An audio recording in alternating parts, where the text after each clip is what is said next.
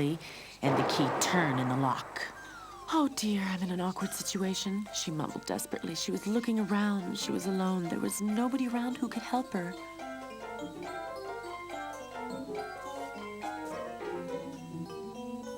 In the evening, a little bowl of milk was pushed in. Hungrily, Lucy drank the milk, and although she couldn't have believed it, she actually fell asleep a short time later.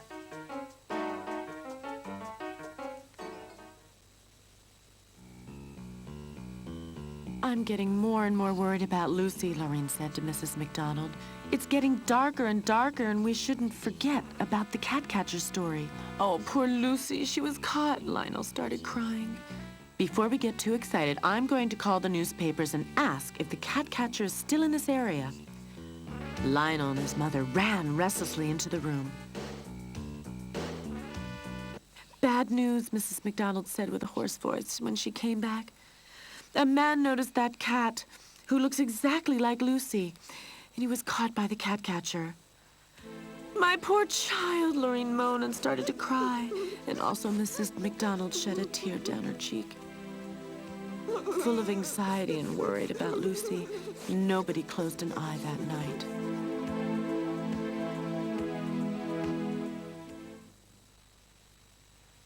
"Hello, my beautiful miss. I never guessed to find such a charm inside these dreary halls." Bemused, Lucy blinked the sleep out of her eyes. "Who are you?" she asked and turned up her nose. "You look like you haven't had a bath for a long time." "Well, don't be so unkind," the top cat said, insulted. "There are cats who are not spoiled by their mistresses and masters. They have to learn their living by themselves, and I'm one of them. You spoiled princess." "Sorry," Lucy said. "Were you caught also?" "Unfortunately.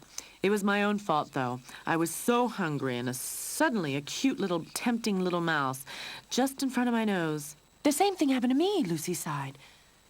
"Do you have any idea what will happen to us?" "Well, if you live in the streets like me, all types of things can happen." "Don't keep me in suspense. Tell me," Lucy pressed. "The beautiful and well-behaved cats like you are sold expensively. One says, if you are lucky, you will get a nice family." "But I already have a nice family. I don't want to be sold," Lucy hissed, outraged. The tomcat shrugged his shoulders. "I could imagine worse things." "Ignoramus," Lucy hissed. "But the cat catcher probably has other plans for you. You are not beautiful or well-behaved." The tomcat grinned. "You are right. A mangy cat like me won't be sold to a nice family. No, I have to go into a laboratory for animal experiments." "Into a laboratory for animal experiments?" Lucy asked dreadfully. "Yes, I guess there I should try to eat the best I can. What's healthiest for me?" "My goodness," Lucy said. "Do you know what really happens in the laboratory for animal experiments? You will be killed. My brother Lionel, who is very educated, has got a book with a lot of pictures of these laboratories. The animals are teased until they die." "Open, open, I want to get out of this place." "It doesn't work like that," Lucy said. "We have to find a better idea. By my way, my name is Lucy, and yours?" My friends call me Charlie." The tomcat introduced himself. "Sorry that I freaked out just now." "That's okay," Lucy said. "If I were you, I'd want to get out of here. Let's think this over." Lucy and Charles huddled closely together and whispered very quietly. "Fantastic!" Charlie laughed. "I see you're not just beautiful, you're also clever." Lucy was flattered. "When can we put this into action?" Charlie asked. "Immediately. We shouldn't lose any time," Lucy said strictly. "Go on!"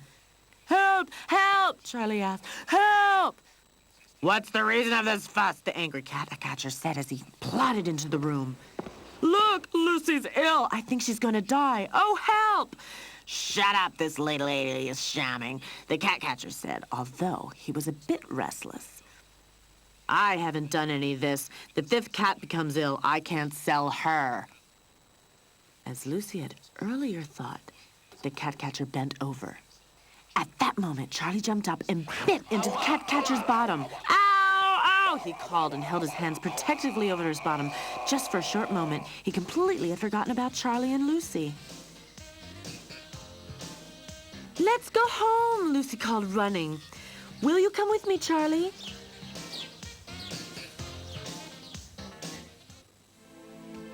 Miss Mrs. McDonald, Lorraine, and Lionel stood sadly in front of the house and watched the street. Let's go back home. These holidays are ruined completely for me, Mrs. McDonald said. But maybe Lucy will come back, Lionel protested. Oh, Lionel, but you heard. Somebody saw the cat catcher taking Lucy away, Lorraine sighed. Now come on, you two, before something happens to you as well, Mrs. McDonald said. Just at that moment, when they began to drive, Lucy and Charlie came.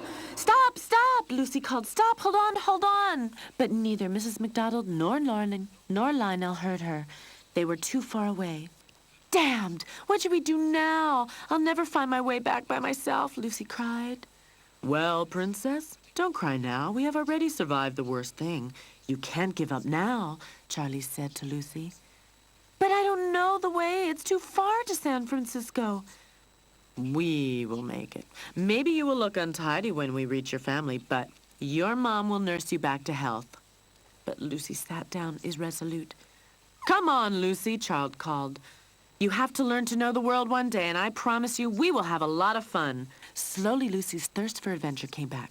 Okay, Charlie, let's go. I like you much better this way, Charlie laughed.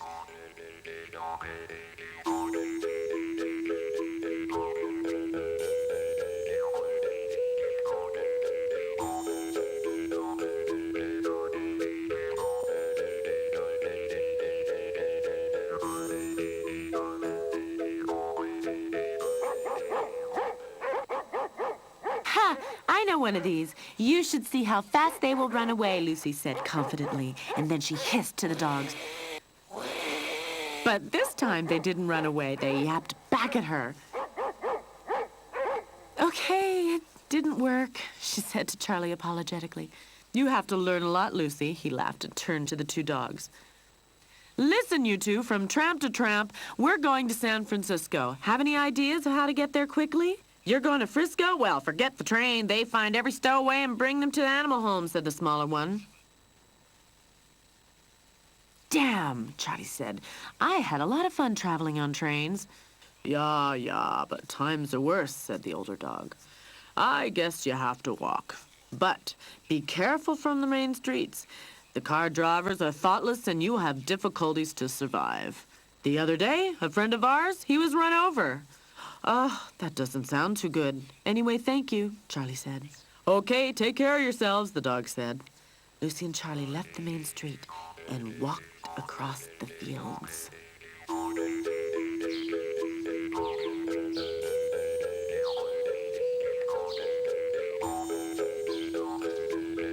Hey, Lucy, look, a hay wagon. We can ride on it for a while. Why are they in such a hurry? The mole wondered.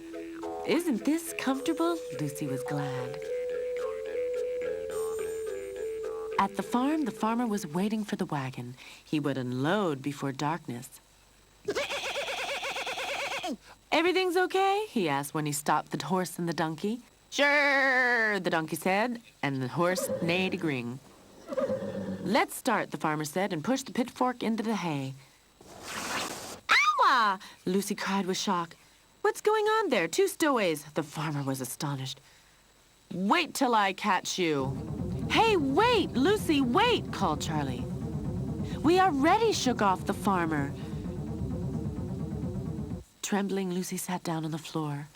Did you see that? He poked me. For sure I'm hurt very badly. Nonsense. You just had a giant horror. Charlie grinned. I don't think that's funny, Lucy said excitedly. Tell me, how should we carry on? I'm hungry. We may have a problem, Charlie said and looked around. There are only vegetables here. This is a fact. We have to eat vegetables today. Vegetables? Are you joking? Lucy was outraged. Vegetables aren't bad, little Bunny nibbled beside them. Come on, I know a great field of turnips, not far away. Turnips, Lucy groaned and rolled her eyes. We have no other possibility, madame.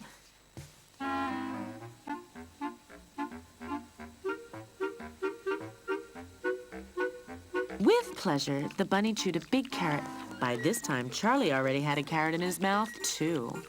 Not so bad. I've had worse food other times, he said. Lucy sat in a bad mood and wouldn't eat anything.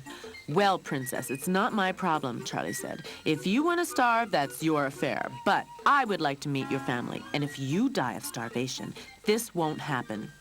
Lucy